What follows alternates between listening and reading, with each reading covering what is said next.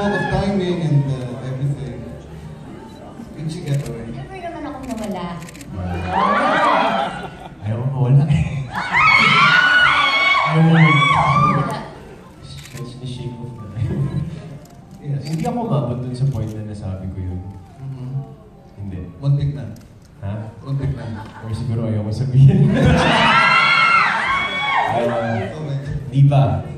Hindi pa. Hindi ko ba nasasabi? I mean, anong klaseng happiness ang nahuhugit mo sa pakipagtrabaho kay Sarah? I think yung smoke is before, no? Yeah, meron siya kasi hindi ko alam. Saan ka ba nabuo? Kasi hindi lang naman sa akin. Maraming tao ang mag-a-agree sa akin na si Sarah has this, I don't know, magic, charm na... Diba? Hindi lang sa aming mga lalaki, pero Diyos ko, kahit sa mga tita ko, sa mga mami ko, sa mga... Talagang, she has that magic na hindi mo maipaliwanag na meron siyang nagagawa sa'yo na parang... Para masaya. Kaya niyang baguhin yung araw mo.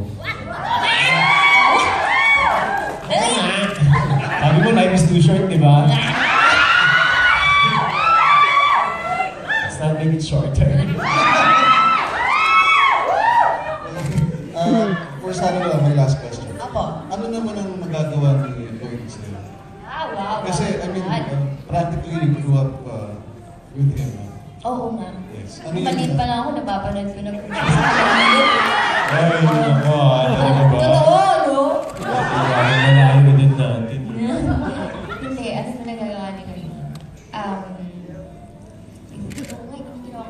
Ever since, no, si Lloyd kasi... Yes.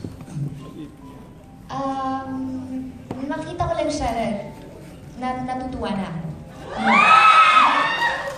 Iba din yung hindi.